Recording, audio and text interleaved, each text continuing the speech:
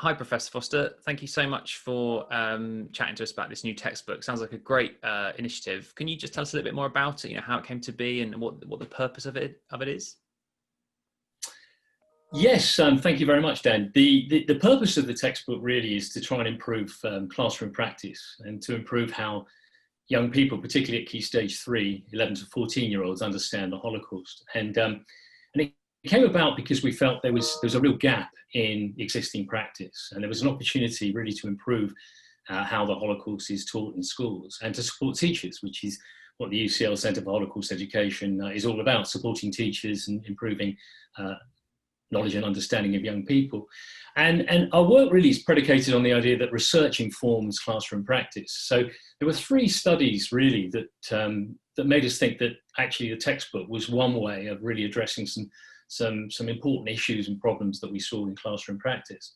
So the first research study was the work we conducted in 2016 with almost 10,000 students. It was the largest study of its kind anywhere in the world, 11 to 18-year-olds. It was about their knowledge and understanding of the Holocaust. And it's a massive study, 274-page study. And obviously won't have time to go into the detail of that. But in simple terms, although we know that most students had studied the Holocaust at some point, 80+% of students had studied the Holocaust, and 83% of those students said they thought it was important to study.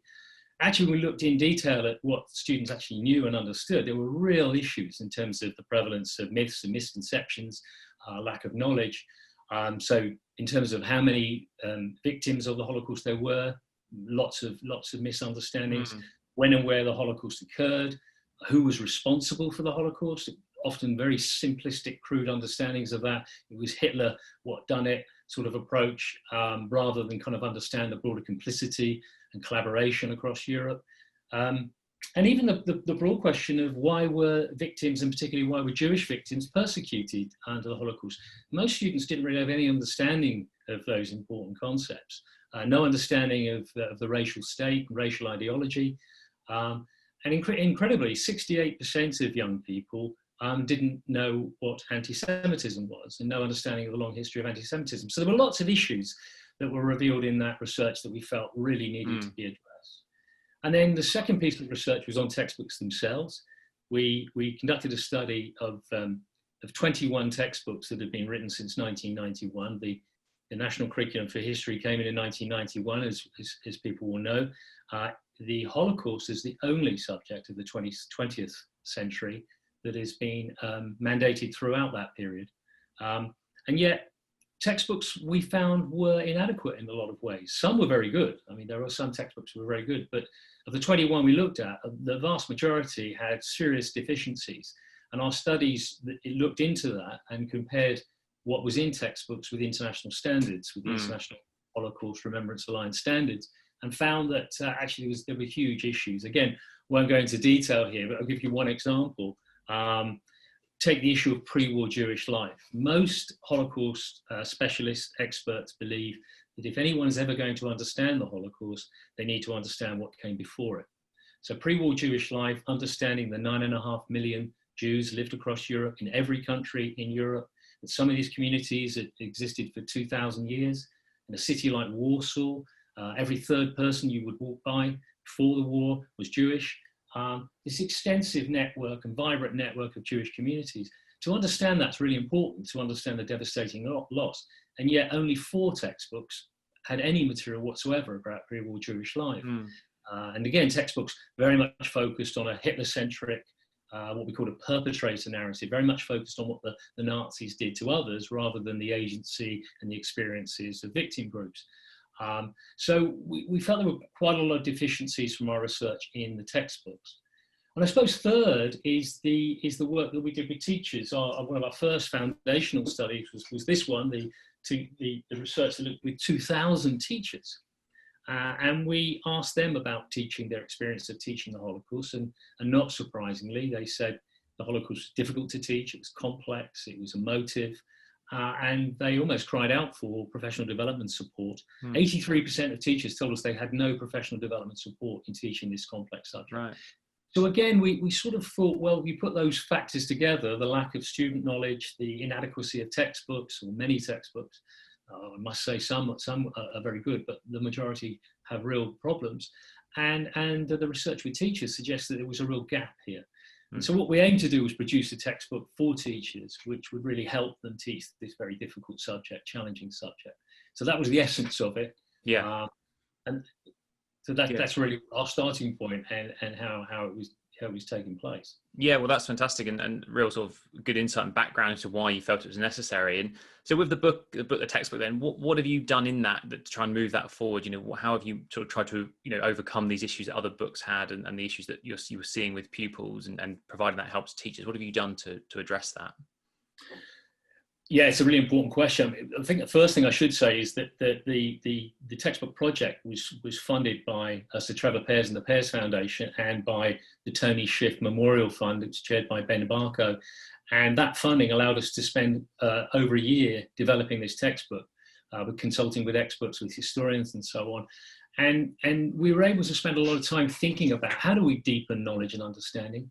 How do we challenge myths and misconceptions? How do we structure a book so that we can get students to think about the big question of how and why the Holocaust happened? And we felt that if by the end of the textbook, most young people could actually answer those big questions of how and why, then we would have accomplished much. So we structured it very carefully to respond to that. We also consulted widely with teachers in terms of language accessibility. Obviously, we know that the audience is primarily going to be 13 and 14-year-olds, and it is a complex subject. So the book's full of images, testimony, sources, maps, diagrams that tries to explain in accessible, age-appropriate ways. In terms of the structure of the book, I mean, obviously, again, there's a lot I could say, but in terms of its overview, it's 96 pages. It has 6 units. It has an introductory unit, and I think just to give a sense of that, the introductory unit starts with a large Jewish family, 26 people, the Patel family. And the narrative tells the reader that of those 26, within 3 years, 25 of them had been killed in the Holocaust. So we take it from the very human level of a large Jewish family in Eastern Poland, and the understanding of men, women, and children who were killed as a result of the Holocaust, and ask the question: so how does this happen? And what are the main elements? And very quickly in the introduction, we broaden it to a 2-page map of Europe, double-page map of Europe, spread of Europe, which shows the scale of the Holocaust in terms of all the countries that were impacted and affected, and the 6 million people that died. So we go from the human story of an individual family to the broad scope and scale of it. And that sets the tone, I think, for what follows. We try and zoom in on the human stories as much as possible, and then broaden to the bigger trajectories of it. So the unit has, the book has 4 units, which basically take a chronological approach. The first unit looks at pre-war Jewish life for the reasons I explained earlier, which again, most textbooks don't do. The next unit looks at the rise of the Nazis, but in particular on the development of the racial state. I think it's really important, because a lot of young people, when you were explaining why were Jewish people persecuted, sort of groped for answers. And most thought it was because they were different, or they had a different religion, but very few had this sense that the crazy worldview of the Nazis, of this sense of this racial state, what that was and how that developed. And so we spend a lot of attention in that unit looking at that. Then we look at the life for Jewish people and other victim groups in Nazi Germany, 33 to 39. And then the final unit in that chronological section looks at really the devastation of the Holocaust during the Second World War. And again, it's an interesting, a lot of students didn't realize the relationship between the Second World War and the Holocaust. And actually some students saw them as separate entities. And of course, they're very much wedded in terms of the development of it, with the invasion of Poland in 39, the establishment of ghettos, the invasion of the Soviet Union, the mass murder of, well, it sometimes gets called the Holocaust by bullets, in Eastern Europe.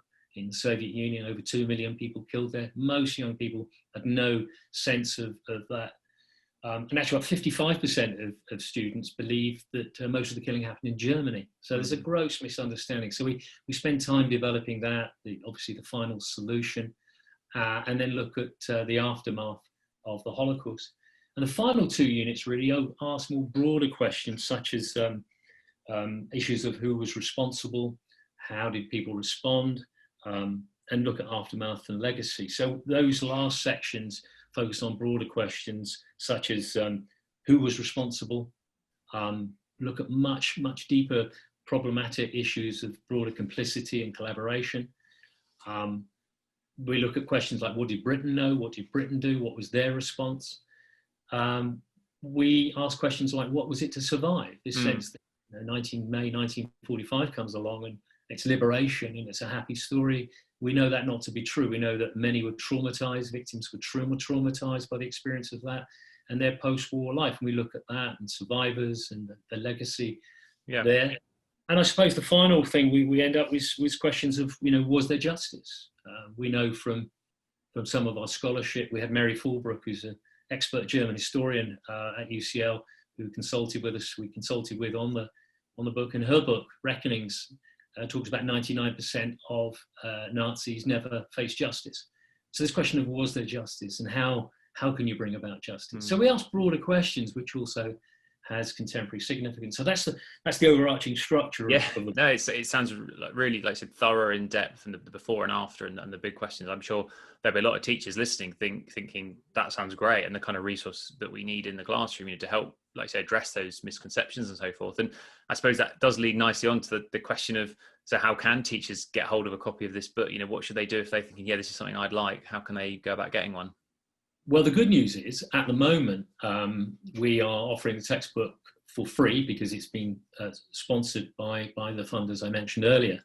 So if anyone goes to the UCL Centre for Holocaust Education website and goes to the link about the textbook, in order to get a free class set of books, so you get 30 copies, you have to complete a short CPD course, about 45-minute course. But that course, I think, is really useful, and we've got great feedback from teachers, because the course does two things. It looks about the opening part of what we discussed today, of why is it needed, and looks particularly at the existing textbooks and some of the issues and problems with that, and some of the myths and misconceptions that prevail. And then Andy Pierce, who's a co-author of the book, talks through the main structure of the book and how the book gets used. So it's a very good introduction. It's only 40 minutes long. Teachers can go through that and then register, and then we will send them to their school a class set of books. At the moment, we've almost 1,000 teachers have signed up for that, which has been fantastic response. And we will be distributing something like 30,000 copies of this book this week and next week. So they're going out now. But anyone who wants to sign up for that book, we will still do our best to make sure anyone who signs up, there will be copies sent out in the future. So the first wave of books is going out in the next couple of weeks.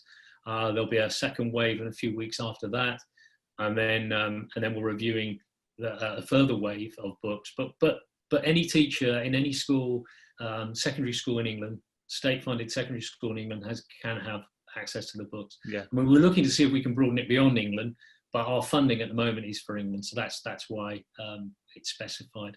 Yeah. So there's FAQs. Anybody who wants to sign up for it, it's there, it's available, and hopefully it will really help teachers develop young people's understanding of the Holocaust. Yeah, it certainly sounds like it will, and I say we can make sure the links are available, below this video and in the article for this video that people will see. So I'm, point people to that, and I'm sure you'll have plenty of demand after those first print runs and so forth, because it does sound like a really useful resource on a very important topic, and something that I suspect most teachers, and not just history teachers, maybe in other subjects as well, would sort of, in longer term, if they can get access to this, or use the history department's copies, because obviously it's a topic that crosses into other areas of school, subjects as well. Absolutely, Dan. And I think I should say that the book is supported by on our website. We also have teachers' guidance notes. We have lots of material, additional material, which, as you say, talks about interdisciplinary learning, other subjects. So there's a wealth of material. We've linked up with the Avena Library's Holocaust Explained website. So there's a wealth of other material. In actual fact, what's important about this process is that is what we always try to do at the centre is engage and collaborate with teachers. So there's a place where we ask for feedback from teachers. Well, how have they used it? How can we improve the book? How can we improve the resources? And that dialogue with teachers is really important to us. In about 6 to 9 months' time, we're going to begin an evaluation. We want to know how teachers have used it. so we can again then develop practice and improve it. But yeah, I mean, it's really we hope going to be used across schools across the country, and hopefully, and I think one of the key things is that there's such a blizzard of information about the Holocaust out there, and it's really difficult for teachers to decipher, what's good, what's useful. And I think one of the things we hope is it will serve as a starting point. It's something to be trusted, reliable. So we've consulted with survivors, with historians, with experts, with teachers, and we feel that it really is a very reliable, trustworthy source from which to begin. It does sound like a very good resource and really interesting work. So no, thank you so much for telling us all about it. And I'm sure, fascinating stuff for teachers, and great to sort of catch up again in the future and hear about any other sort of projects or how the book goes and further things like that. Thank you, Dan. Very much appreciated. Thank you.